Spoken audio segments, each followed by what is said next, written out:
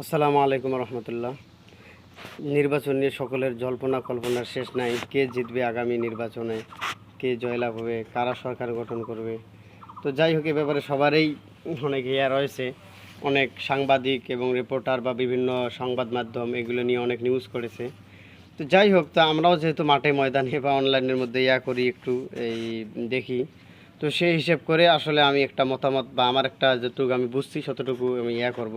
তো এখানে আমি শুরুতেই বলে নিচ্ছি, আমি যেটা বলবো সেটা মনে করেন যে সম্পূর্ণরূপে সঠিক হইতে পারে, আবার সম্পূর্ণরূপে ভুলও হইতে পারে। এটা হলো একটা মানে মানে ব্যক্তিগত অভিজ্ঞতা বা চিন্তা ভাবনা বা এটাই যে সঠিক হবে বা এটাই সঠিক সবাইকে মানতে হবে, এটা কিন্তু কিছুই না।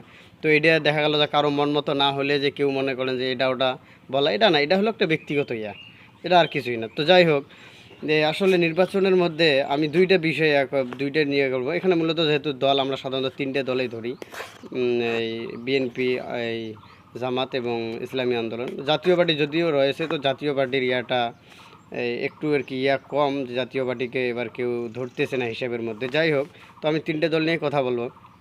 তো এখানে দুইটা বিষয়, যদি আপনি অনলাইনের হিসাব ধরেন বা মনে করেন যে ফেসবুকে বা এই ধরনের যে ইয়াগুলো আছে এগুলোর মধ্যে যদি আপনি জরিপ বা এই ধরনের যদি ইয়াগুলো আপনি হিসাব করেন, তাহলে আমি আপনাকে বলবো, তাহলে এখানে এই হিসেব করলে তাহলে চরমনের থেকে বিএনপি অনেক কম ভোট পাবে, যদি আপনি অনলাইনের হিসাব ধরেন।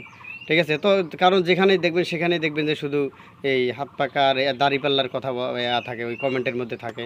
তো যাই হোক, এই যে হিসেব যদি করেন তাহলে মনে করেন যে জামাত আপনার এই 200 বা 180 এর থেকে এইরকম পাইতে পারে, আসন পাইতে পারে। আর যদি ইসলামী আন্দোলনের কথা বলি বা হাত পাকার কথা বলি, তারাও এরকম 60, 70, 80 পর্যন্ত পাইতে পারে। বাদ বাকি মানে যদি অনলাইনের হিসাবেই আপনারা ধরেন সব কিছু, সেটার কথা আমি বলতেছি, তাহলে কিন্তু এই বিএনপি মনে করেন যে, এটা আমার গবেষণা, ভুল হইতে পারে, আমি আগেই বলে দিয়েছি, সম্পূর্ণ ভুল হইতে পারে, আবার সম্পূর্ণ সঠিক হইতে পারে, বা কিছু সঠিক কিছু ভুল সেটাও হইতে পারে। তো তাহলে বিএনপি দেখা গেল যে এই 20, 25 বা 15, 20টা বা 30টা, মানে অনলাইনে হিসেব ধরলে আমার মনে হয় আরও কম পাবে। যদি অনলাইনেরটাই আমরা বিশ্বাস করে বা এটাই যদি সত্য হয়, তাহলে দেখা গেলো যে আমার মনে বিএনপি এতগুলো পাওয়ার কথা না। আর যদি বাস্তব বা মনে করেন যে সরাসরি মাঠে ময়দানে হিসাব করেন, তাহলে এটা আমি আমার একটা বলতেছি, যেটা আমি বুঝতেছি ভাইয়া, এটা হলো বিএনপি এইরকম 180 বা 70, 80 বা 200 পর্যন্ত যাইতে পারে। এটা আসতে যাওয়ার কিছু নেই, এটা হলো বাস্তব, মানে অনলাইন না, এটা বাস্তব মাঠে ময়দানের যে বিষয়টা সেটা। আর যদি সেই হিসেব করলে জামাত ইসলাম এরকম 60, 70টা পাইতে পারে।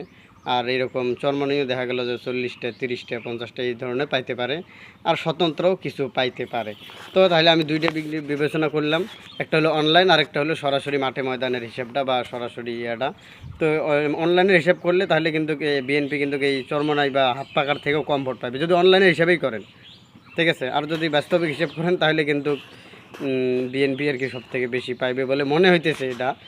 এটা কিন্তু আবারও বলতেছি, এটা আমার সম্পূর্ণ সঠিক হইতে পারে, আবার সম্পূর্ণ ভুল হইতে পারে, আবার কিছু সঠিক, আবার কিছু ভুল, এরকমও হইতে পারে।